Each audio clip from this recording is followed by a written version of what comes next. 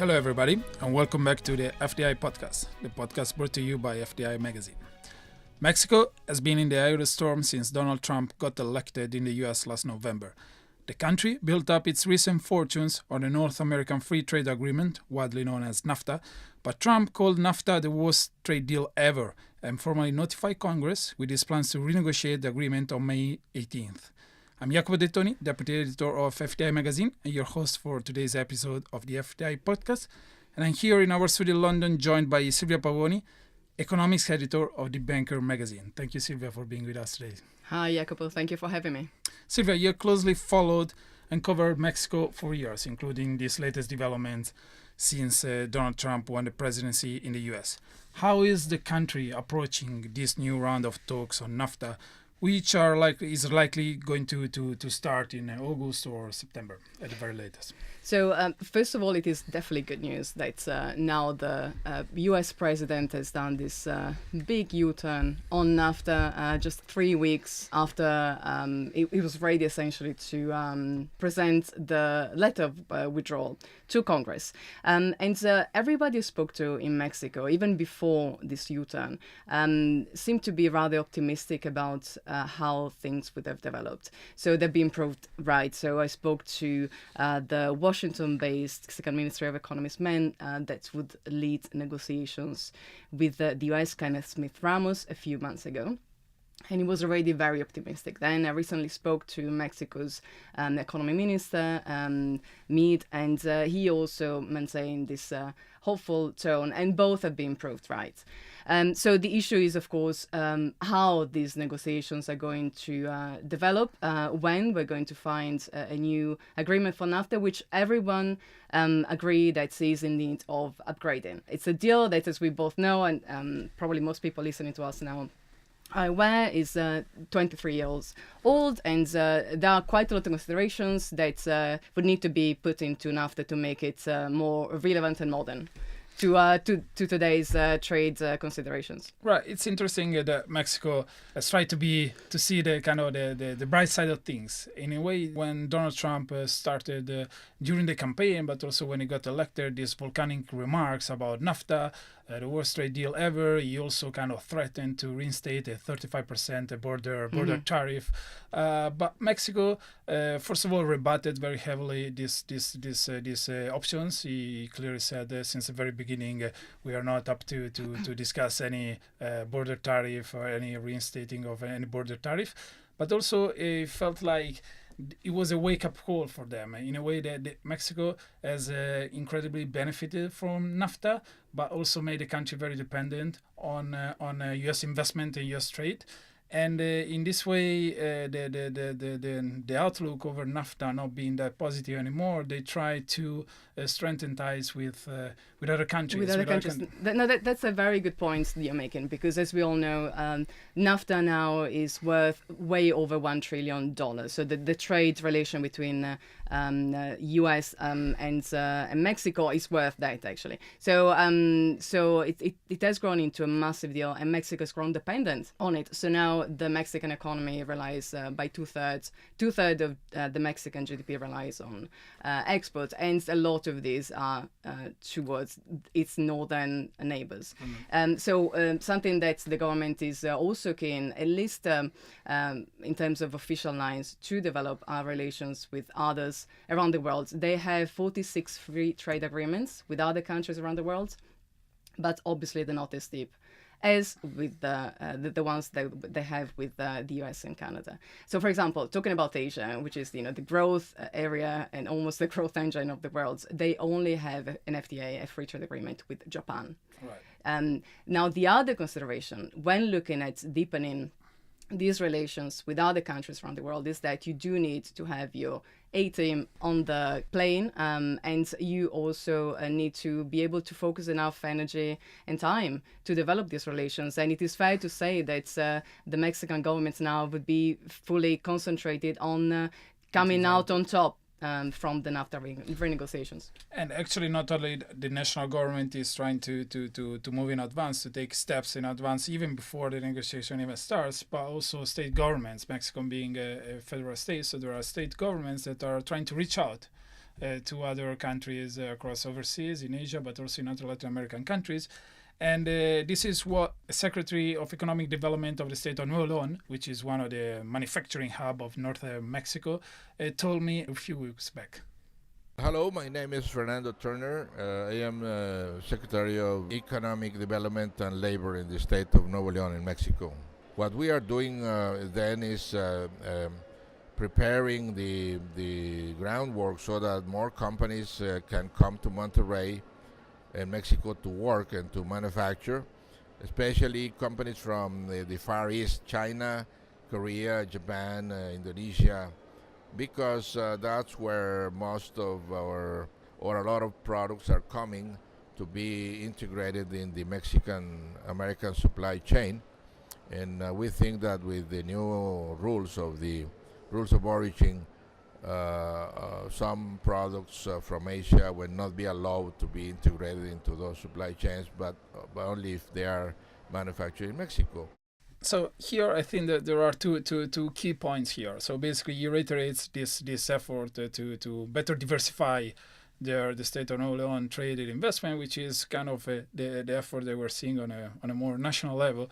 But he also mentions the fact that basically a lot of production inputs for productions that eventually end up in the American or Canadian market, or even the Mexican market, come from Asia, right? So this is kind of there is a trade imbalance there, and maybe this is where Donald Trump and the White House still have a point. There is space to upgrade the rule of origin of the Nafta that basically defines the minimum amount of content for a product to be considered made in Nafta and then be exported duty-free to the US or Canada. Exactly. So rules of origin are definitely going to be at the center of these discussions. And as you rightly pointed out, the ways of globalization, it means that some of the components of the products that NAFTA eligible, let's say, that can trade as NAFTA products, are coming from outside of the region.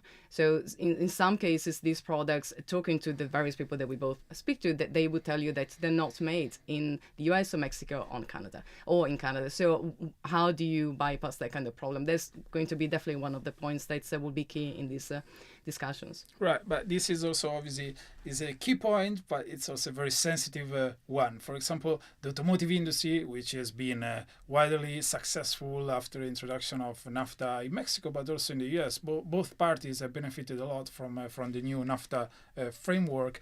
There is a rule of content of 62.5% for final product, final vehicles. But it's clear there is kind of a wide there is a sort of a feeling within the industry that this rule has been applied a bit loosely and there is space to improve it, but not necessarily the players within the automotive industry will be open or willing to tweak it or to revolutionize the whole rule of origin related to automotive. This is what the head of the association of the Mexican automotive industry told me about this, again, a few weeks back in Mexico City. Mi nombre es Eduardo Javier Solís. My name is Eduardo Javier Solís. I'm the president of the Mexican Automotive Industry Association, which brings together all the active OEMs in Mexico. The review and modernization of NAFTA has to create value. It cannot be a renegotiation that destroys value. In that process of value creation, we have to find opportunities. In the automotive industry, we clearly have the opportunities in the supply chain. I think that we can continue to develop them in the whole of North America.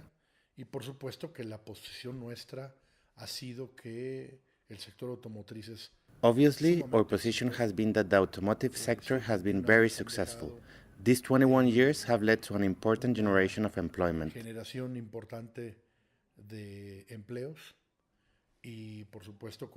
With a rule of origin that is NAFTA strictest, the best we can do is to keep this condition in place and look for opportunities in promotion actions for the industry. Okay, so the government, the Mexican government, has already said that on this they are open to they are open for discussion. There is a table there on the rule of origin, but it will have to be discussed case by case. But beyond the specifics of this rule of origin negotiation and other issues that are on the table, Silvia, what are your overall expectations for this modernization of Nafta, as they like to call it? Well, let's hope that the ones that remained optimist until now will be proved again right. And I think that Nafta does need probably to be modernized. Many aspects that we were discussing earlier that should be included and updated in this agreement. So rules of origin may be one, but also other factors such as, for example, how to deal with e-commerce and other elements that are part of a modern sort of international trade world. We also need to consider, I think, the political and economic environment of Mexico, which also potentially can steer the country and negotiations one way or another. We know that the leftist Andrés Manuel López Obrador is gaining traction within the country, and it's also proving to be perhaps less leftist that it could have been at the beginning, or it was at the beginning when there were talks of Mexico first, to keep up on Donald Trump's America's First motto for that party. We are also going to have state elections on the 4th of June, so let's see how those go, and let's see what kind of political mood they will inspire for the presidential elections. But bearing all of this in mind, we also need to point out that the Mexican economy is doing better than what most people would have anticipated only a few months ago. The Ministry of Finance has raised its GDP growth forecast for this year from between 1.3 to 2.3%. The new range is 1.5 to 2.5%. So that's definitely encouraging, although inflation is high and interest rates keep on going up. It's also interesting that, as you were saying, there are presidential elections approaching next year in 2018.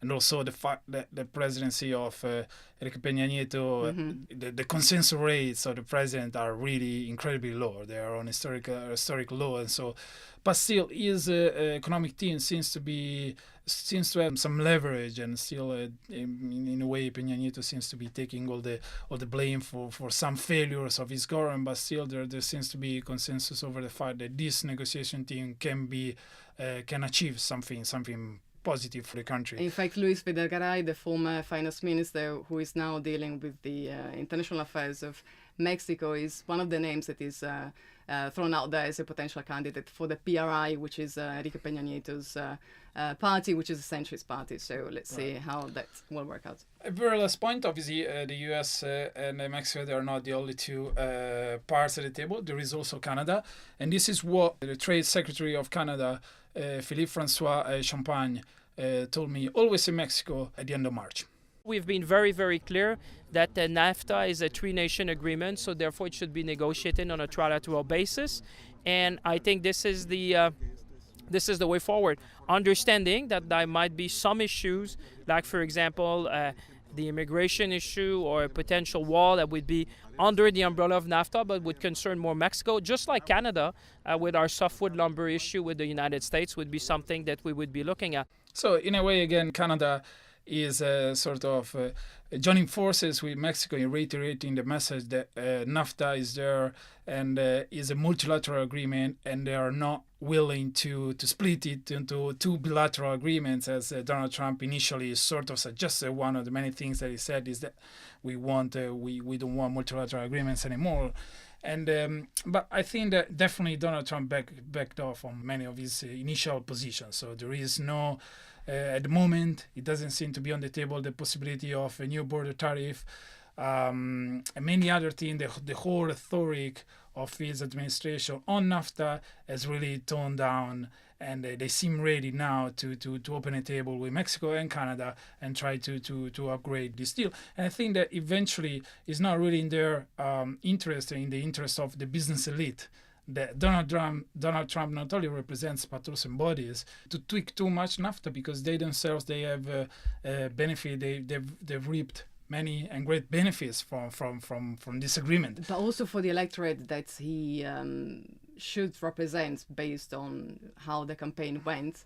It should also be reminded the number of jobs that Nafta has created in the States, which are just under 5 million, just in some parts of the economy. So it's something that also needs to be considered. And it isn't all international trade. It is moving jobs outside of the States. It is also technology, as we all know. So that's something that, of course, hopefully this administration will manage to deal in a good way for their own economy.